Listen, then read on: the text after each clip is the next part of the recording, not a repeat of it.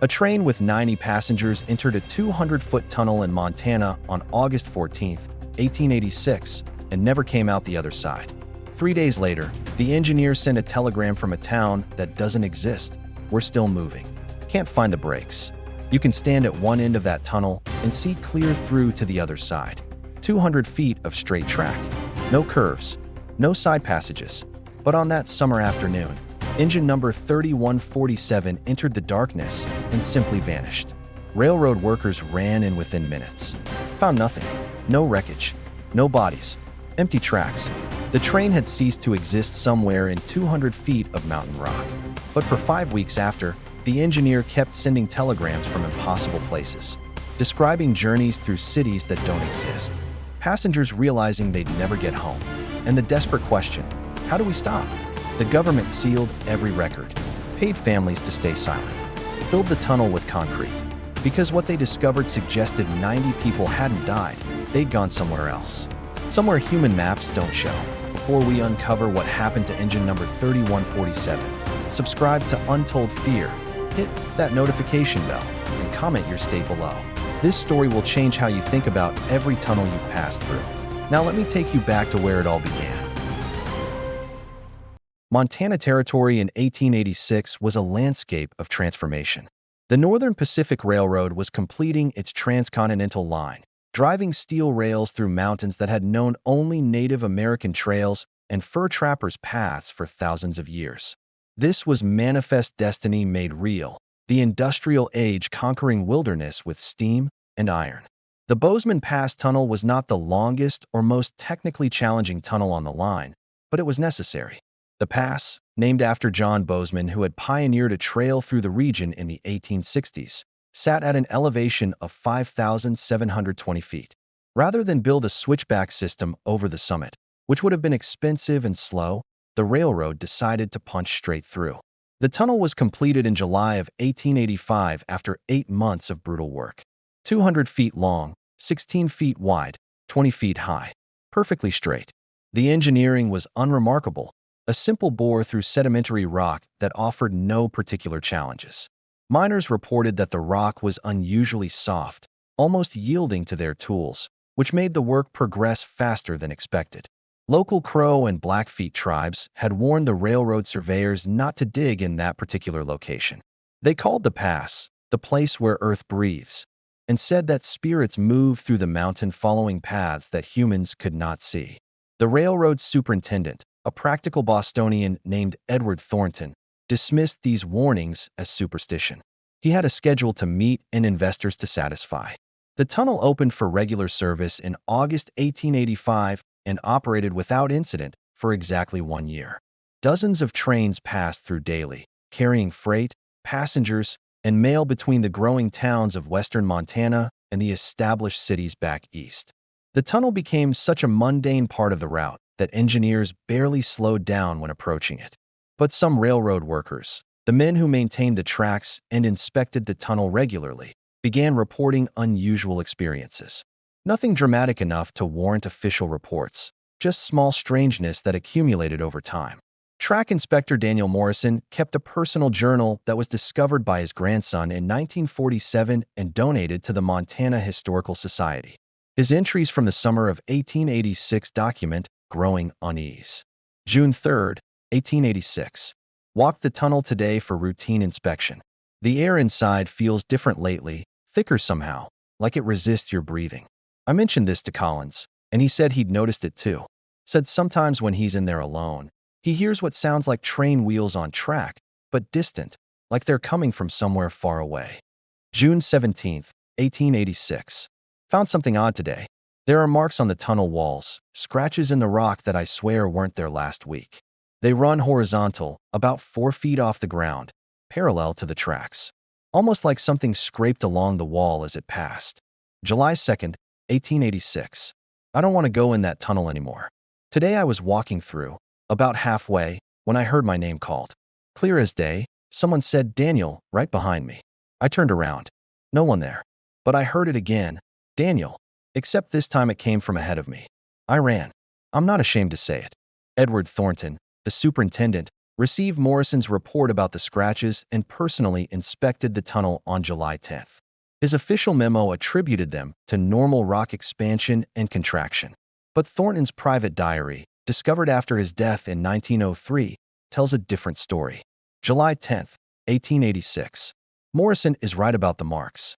They're too regular, too parallel to be natural. More concerning, I found similar marks on the rail bed itself. The steel rails show scoring on their upper surfaces, the kind of marks you'd see if a train's wheels were somehow grinding down rather than rolling smoothly. But that's impossible. The train that would become known as the Phantom was Northern Pacific engine number 3147, a Class 460 locomotive built in Philadelphia in 1884.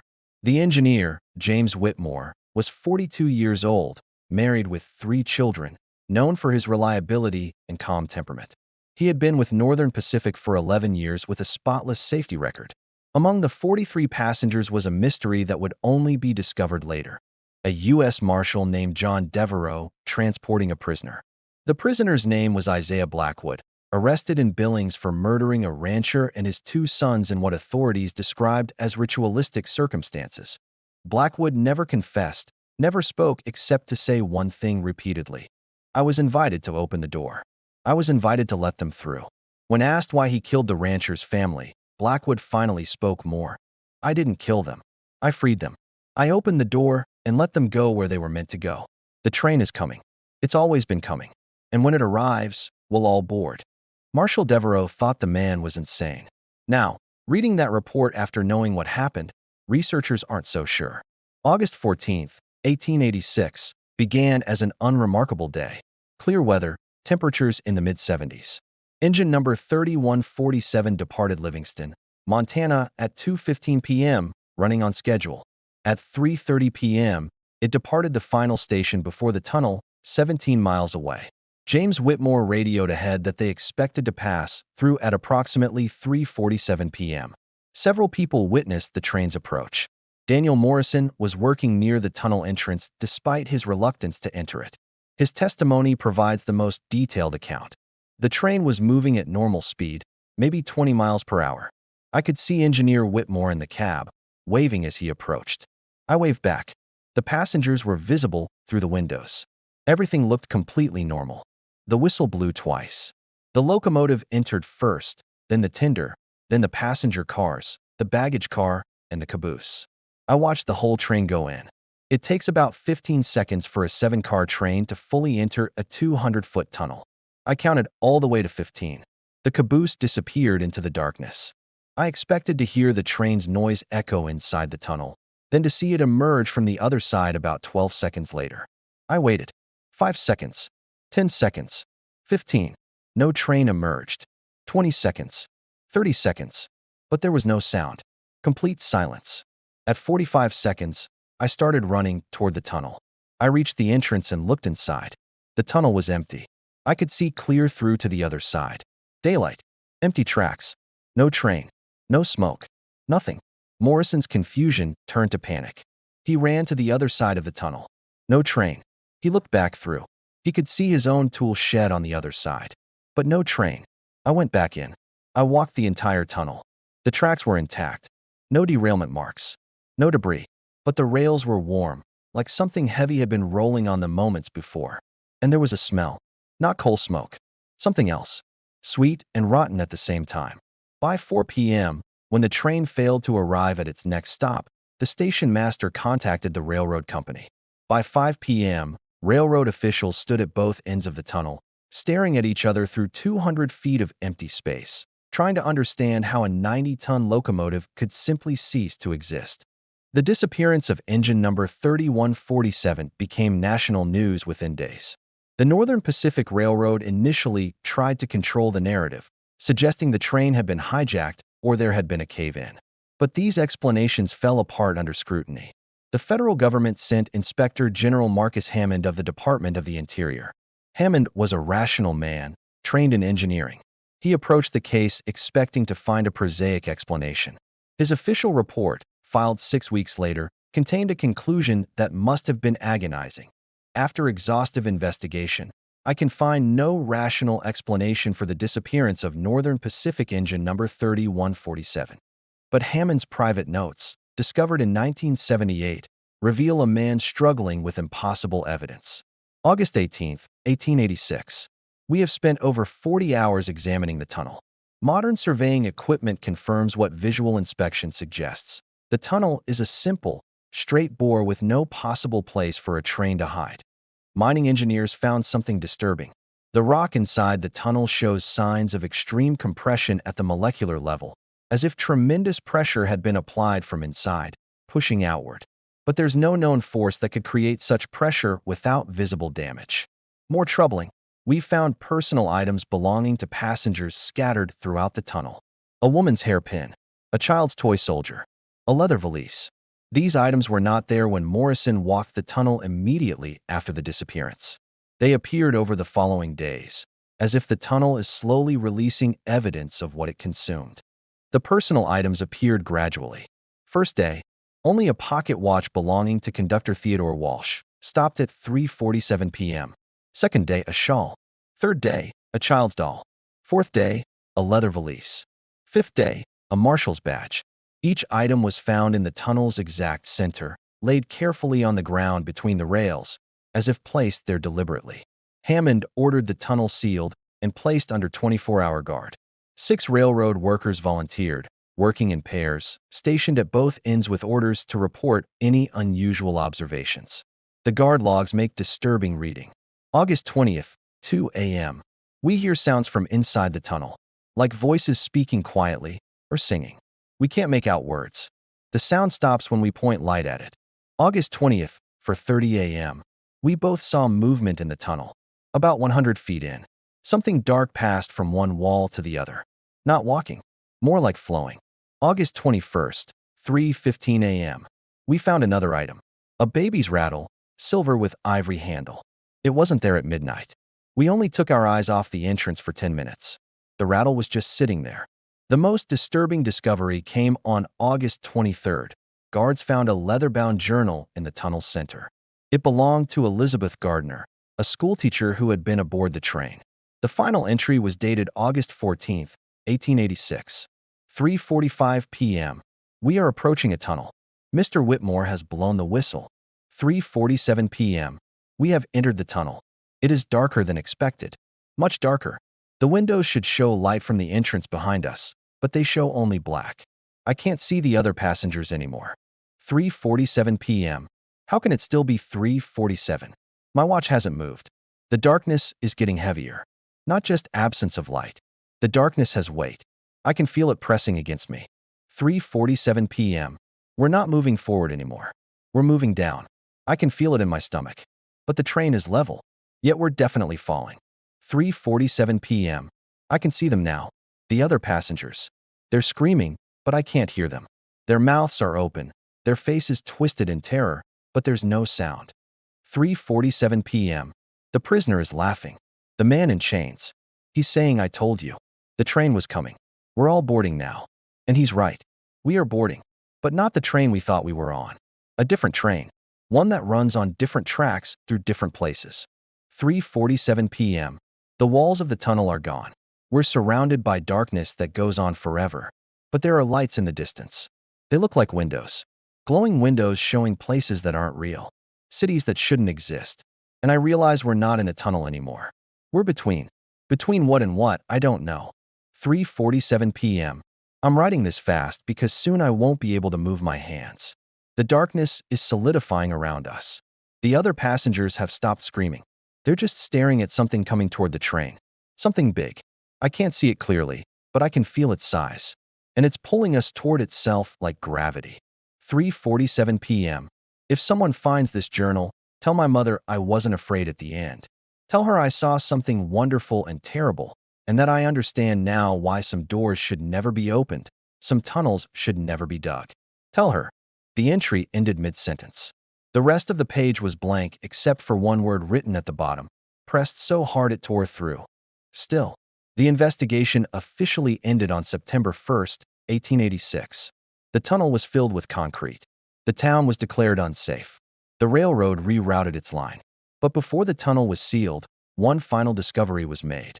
On August 31st, a young worker named Peter Chun was conducting a final inspection. He stood in the tunnel's center and heard something. A whistle. A train whistle, distant and muffled. And beneath it, the chuff-chuff-chuff of a steam engine. And beneath that, voices. Many voices.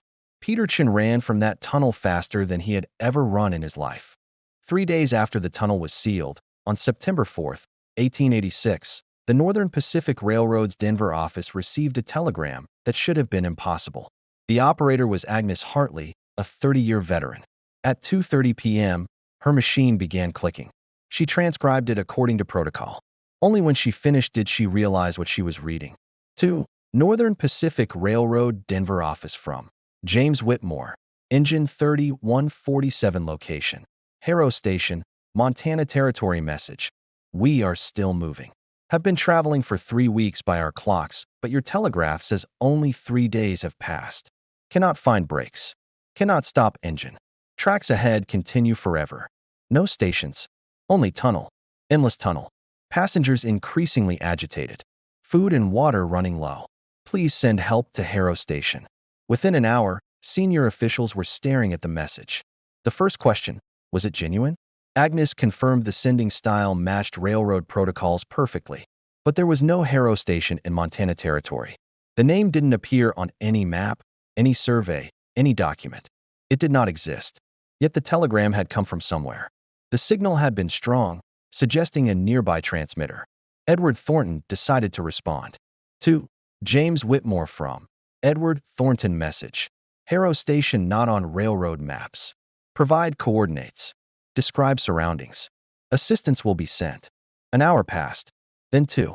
At 6:47 p.m., the machine clicked again. To Edward Thornton from James Whitmore location. Unknown. Coordinates impossible. Sky is wrong color. Sun doesn't move. Tracks run straight, but we keep turning. Theodore Walsh says we've traveled over 4,000 miles, but that's impossible. Landscape doesn't change. Same mountains.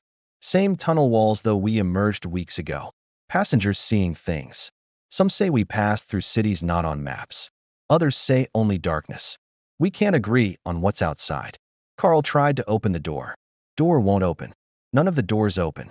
We're sealed in. The prisoner laughs. Says we're where we're supposed to be. Says the door is open and we can never go back. Please help us. We don't know where we are. Over the following week, Thornton and Whitmore exchanged dozens of telegrams. What emerged was a picture beyond normal experience. The train was moving, consuming coal, pulling cars. But where it was moving defied explanation. September 5th, we passed through what looked like a city. But the buildings were wrong. Too tall. Made of materials I don't recognize. No people. And the geometry was impossible. Buildings leaning in directions that shouldn't be possible. September 7th. Food is gone. Water is gone. But none of us are hungry or thirsty. We should be dying. But we feel nothing. No hunger. No thirst. No fatigue. Like our bodies don't need anything. Children stopped crying. They just stare out the windows. September 10th. The prisoner escaped his chains. Marshal Devereaux tried to stop him. Blackwood put his hand on the marshal's chest, and Devereaux just stopped moving. Standing frozen. Blackwood walked through the train touching people. Everyone he touched stopped. Now half the passengers are standing perfectly still. They're breathing. Their eyes move. But they can't speak. Blackwood says they're listening. Says they can hear what the train wants them to hear. The telegrams became increasingly disturbing. Whitmore described impossible landscapes, time behaving strangely, days passing in seconds or seconds stretching into hours. The final telegram arrived on September 14th, exactly 1 month after the disappearance, at 3:47 a.m. To Edward Thornton from James Whitmore message. We've stopped. After all this time, we've finally stopped. I can see the station ahead. Harrow Station. It's real. It exists. But it's not in your world. It's at the end of the tracks, at the bottom of the darkness, at the place where all trains eventually arrive. The doors are opening. We're being asked to disembark. Some passengers are refusing. But something is pulling us out. Something that's been waiting. Blackwood was right. We were invited. We opened the door when we entered that tunnel. Tell my wife I love her. Tell my children I'm sorry. Tell everyone to seal that tunnel and never open it again. Some doors should remain closed. Goodbye." And then, silence. No more telegrams ever came from James Whitmore or engine number 3147. Not everyone aboard engine number 3147 disappeared. One passenger, Thomas Ridley, walked out of the tunnel at 3:52 p.m., 5 minutes after the train entered. He was alone, disheveled, clothes torn, face bleeding, screaming incoherently. It took 3 days for Ridley to become coherent enough to tell his story. "I was reading a newspaper. We entered the tunnel. The darkness seemed too complete. I heard other passengers remarking on it. Then I felt the train tilt, as if descending a steep grade. But I knew that tunnel was level. People started screaming. I looked toward the front and saw something impossible. The car ahead was getting farther away. Not like the train was separating. The car was still attached. But the distance between cars was increasing, like space was stretching. I grabbed my seat. My car slowed down, or maybe stayed still while everything else accelerated. The other cars kept moving forward, getting smaller. The last thing I saw was faces pressed against rear windows, screaming, beating on the glass. Then the darkness swallowed them. My car sat in complete blackness for what felt like hours. Finally, I began to see light ahead. The tunnel exit. When my car emerged, it had stopped completely, just sitting on the tracks, uncoupled, alone. I ran. Railroad engineers confirmed it was the last passenger car from engine number 3147. The coupling showed signs of having been attached, then released somehow. Inside, investigators found Ridley's newspaper and valise. But they also found handprints on the rear window, pressed from the outside.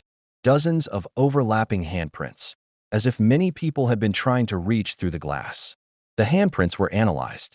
The oil and sweat residue that would normally be present was absent. These weren't recent. They were old, possibly ancient. Thomas Ridley never recovered. He claimed he could still hear the train sometimes, late at night. He dreamed about the other passengers, still moving through darkness. In 1889, Ridley walked into the Denver Post and requested his testimony be published. The newspaper ran a sensational story about the ghost train of Montana. On October 16, 1889, Ridley was found dead in his home. Heart failure. But he was sitting in a chair facing the wall, his right hand extended as if reaching for something. And in the dust on the wall, someone had drawn a simple picture, a train entering a tunnel. No one else had been in his home. The doors were locked from inside. In 1923, Dr. Helena Marsh at the Library of Congress discovered references to similar incidents scattered throughout railroad records dating back to the 1830s. She compiled 23 documented cases where trains vanished under mysterious circumstances. All occurred in specific locations: mountain tunnels, deep valleys, enclosed spaces, places where Earth's geography created passages between places. Dr. Marsh developed a theory published in a paper that was ridiculed and ignored. She proposed that certain geographical locations acted as weak points in reality, places where the boundary between worlds became thin and permeable. "We think of reality as solid," she wrote. "But what if it's more like a membrane? What if there are places where that membrane is stretched thin? What if every tunnel we dig creates potential doorways into spaces we don't understand?" Her paper was forgotten, but her list of dangerous locations was quietly circulated among railroad executives. And if you look at modern railroad maps, you'll notice certain mountain passes and valleys that railroads avoid despite the fact that building through them would save time and money. The Bozeman Pass tunnel remains sealed. The concrete poured in 1886 has been reinforced multiple times. In 1994, ground-penetrating radar revealed something inside the concrete-filled bore, an anomaly, a void that shouldn't exist, a space that appears on scans as a pocket of nothing in solid concrete. And this void fluctuates, growing larger and smaller according to no pattern researchers can determine. Today, the Bozeman Pass tunnel site is federal land, officially designated as a geological hazard zone. Access is restricted. The area is monitored by cameras and sensors. Official explanation: risk of rock slides. Real reason: they're watching to make sure nothing comes back out. Because sometimes, late at night, sensors detect movement near the sealed entrance. Thermal cameras pick up heat signatures that appear and disappear. Security cameras occasionally capture images of figures standing near the tunnel, translucent and flickering, like old photographs come to life. The figures are always the same. Men, women, children in 1880s clothing, looking toward the sealed tunnel as if waiting, as if hoping that someday the train will complete its journey and bring them home. Modern physicists studying quantum mechanics have become interested in the engine number 3147 case. Dr. Sarah Chun at MIT published a paper in 2019 analyzing the incident through quantum theory. Her conclusion: the disappearance might have been the first documented case of macro-scale quantum tunneling, where an entire train briefly existed in multiple states, allowing it to pass through solid matter into a parallel configuration of space-time. Engine number 3147 didn't vanish, Dr. Chen wrote. It transitioned into a parallel world line. The telegrams represent moments when the train's path briefly intersected with ours. But over time, as it moved further along its divergent path, these intersections became less frequent and finally ceased. The most disturbing implication is that engine number 3147 and its passengers might still exist in some parallel reality, still moving along tracks that diverged from our world on August 14th, 1886. They're not dead. They're elsewhere, and they might remain elsewhere forever. The descendants of the vanished passengers still gather every 10 years at a memorial near the tunnel site. They lay flowers. They read names. They remember 90 people who boarded a train one August afternoon and never arrived. And sometimes, those descendants report strange phenomena. Dreams of trains moving through darkness. Visions of a station that exists nowhere on any map. And the persistent feeling that their ancestors are still out there, still traveling, still hoping to come home. Every year on August 14th, at exactly 3:47 p.m. Mountain Time, seismographs in the region detect regular vibrations from deep beneath the former tunnel site. Not earthquakes, rhythmic pulsations, like a heartbeat, or a steam engine driving pistons. Something is down there. Something is still moving. The train that vanished over a century ago is still running, still carrying its passengers, still hoping to reach a destination that might not exist. This mystery reveals something profound about the price of progress and the dangers of disturbing places that should remain untouched. The story of engine number 3147 is not just about 90 people who vanished. It's about humanity's compulsion to dig deeper, to push into spaces we don't understand, all in service of expansion. What do you think really happened to the people aboard engine number 3147? Were they victims of something ancient and evil, or did they willingly join something we cannot comprehend? Do you believe the train is still moving somewhere in a parallel dimension, its passengers trapped forever in an endless journey? Leave your thoughts in the comments below. And if you know of other unexplained disappearances involving trains or tunnels, share those stories with us. The truth about what lies in the spaces between might be more widespread than anyone wants to admit. If this story gave you chills and made you think twice about every tunnel you've passed through, subscribe to Untold Fear. Hit that notification bell so you never miss our investigations into the darkest mysteries in history. Share this video with someone who appreciates stories that blur the line between history and horror. These stories need to be told. These warnings need to be heard. Because somewhere, right now, trains are passing through tunnels. And some of those tunnels lead to places that maps don't show. See you in the next video. Stay safe. And maybe think twice before boarding that next train.